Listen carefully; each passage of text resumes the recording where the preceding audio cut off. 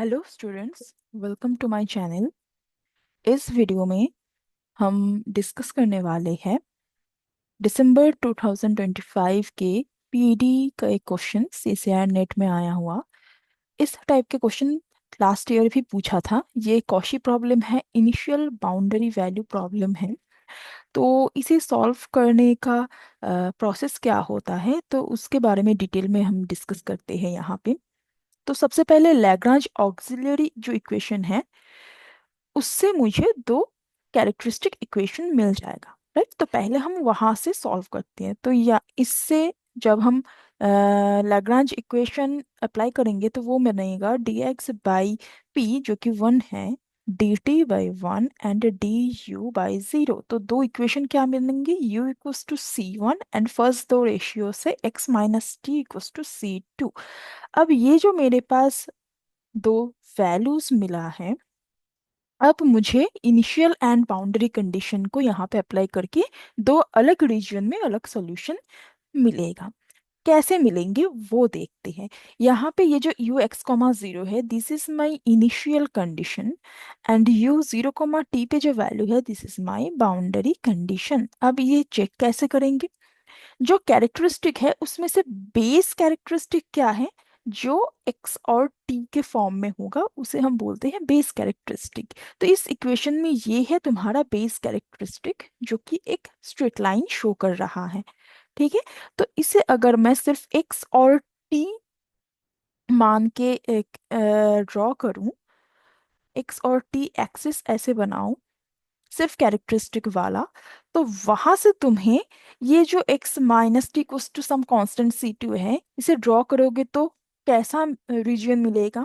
Either c2 क्या हो सकता है, जीरो हो सकता है, c2 पॉजिटिव हो सकता है, c2 नेगेटिव हो सकता है। जब c2 जीरो होगा तो x equals to t, this is your boundary, x equals to t. जब c पॉजिटिव होगा तो वहां से तुम्हें मिल जाएंगे क्या, x ग्रेटर देन टी। जब सी टू नेगेटिव कोई वैल्यू होगा वो मिलेगा x लेस देन टी। तो x ग्रेटर देन टी और x लेस देन टी वाला रीजन कौन सा है, x ग्रेटर देन टी मतलब कौन सा रीजन, ये वाला region, x greater than t. इसे मैं R1 नाम दे देती हूँ। और x लेस देन टी वाला रीजन कौन सा, ये वाला रीजन, इसे मैं R2 नाम दे देती हूँ, x less than T. Okay. और ये जो इनिशियल कंडीशन देके रखा है, देखो you x comma zero, T का वैल्यू जीरो है, तो वो कहाँ पे लाई करेगा, वो एक्स ग्रेटर देन टी, जहाँ पे टी का वैल्यू जीरो है, ठीक है। तो वो इस बाउंड्री पे लाई करेगा। तो यहाँ पे बन जाएंगे यू एक्स कॉमा जीरो में जो कंडीशन है उसे अप्लाई करके जो सॉल्यूशन मिलेगा वो इस रीजन से आ रहा है। और जब एक्स लेस देन टी वाला रीजन, तो यहाँ पे मुझे यू जीरो कॉमा टी ये वाला बाउंड्री यहाँ पे रखना होगा, ये वाला कंडीशन, ठीक है। तो इस कंडीशन की हेल्प से you zero comma T condition की हेल्प से जो सॉल्यूशन मिलेगा वो किस रीजन से बिलोंग करेगा, वो इस R2 रीजन से बिलोंग करेगा, ठीक है। तो ऐसे हमें पहले दो अलग रीजन के अकॉर्डिंग सॉल्यूशन निकालना है। तो सबसे पहले मैं R1 रीजन के अकॉर्डिंग बना रही हूँ। R1 रीजन मीन्स मुझे कंडीशन अप्लाई करना है, u x comma zero equals to e to the power x. इस कंडीशन के अकॉर्डिंग सॉल्यूशन पहले बनाते हैं। तो सॉल्यूशन क्या मिलेगा, मैं चाहूँ तो पैरामीट्रिक वे से कर सकती हूँ, इसका पैरामीट्रिक फॉर्म बना लूँ, s zero e to the power s, रख दो फर्स्ट एंड सेकंड इक्वेशन पे। तो e to the power s equals to c1 second equation पे रखोगे, तो फिर s इक्वल्स टू c2, इन दोनों में से s को एलिमिनेट करोगे तो e to the power c2 equals to c1। तो यहाँ से मुझे सॉल्यूशन क्या मिलेगा, यहाँ से मुझे सॉल्यूशन मिलेगा u equal to e to the power x minus t, c1 और c2 के फाइनल वैल्यूज जब रखोगे तब। तो ये मेरे पास सॉल्यूशन बना for x greater then, okay.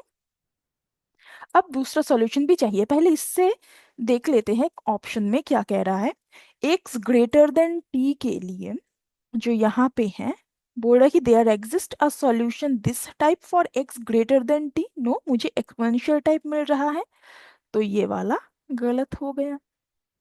ठीक है, चलो और क्या करना है। यहाँ पे बोला है कि there exist a unique solution u1, t। यहाँ पे भी देखो x ग्रेटर देन t की ही बात हो रही है। ठीक है, इस वाले रीजन की बात हो रही है। तो यहाँ पे भी ये बोल रहा है कि यूनिक सॉल्यूशन एग्जिस्ट होगा नहीं, मुझे एक्सपोनेंशियल टाइप के सॉल्यूशन मिलेंगे। तो ये भी गलत हो जाएगा। ठीक है, for t less than x के लिए, क्योंकि मुझे एक्सपोनेंशियल टाइप के सॉल्यूशन e⁻x−t टाइप का सॉल्यूशन मिलेगा। ठीक है, यहाँ पे अगर मैं u1, t अप्लाई करूंगी तो ये बन जाएंगे e⁻1 - t, क्योंकि ये 1 > t जब होगा तब हम R1 रीजन से सॉल्यूशन देखेंगे। ओके, अब नेक्स्ट आते हैं R2 रीजन में। R2 रीजन मतलब u0, t अप्लाई करोगे इसी C1 और C2 के ऊपर। तो जब अप्लाई करोगे u0, t क्या दिया था, u0, t equals to 1 - sin t था।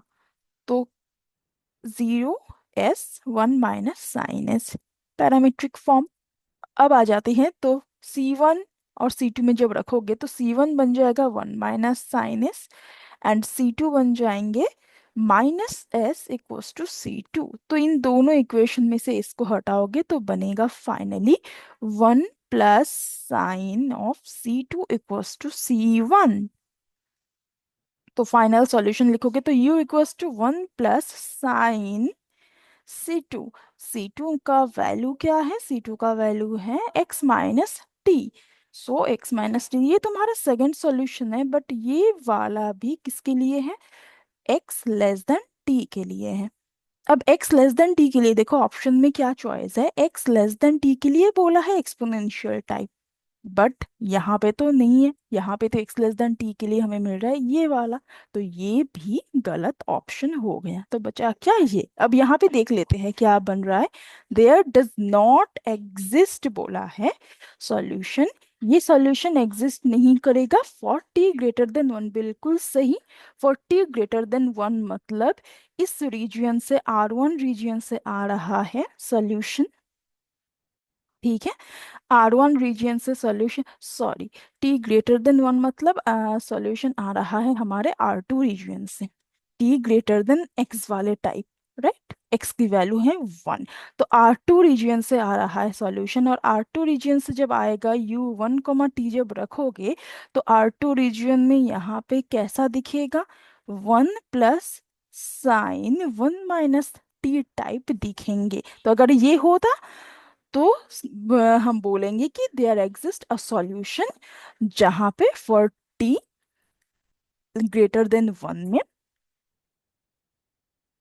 t ग्रेटर देन 1 में इस टाइप का सॉल्यूशन दिखेगा। बट हमारे यहाँ पे बोला है कि नहीं, e-sin t टाइप का, तो ये गलत है। तो डज नॉट बोला है, that means this is your correct answer.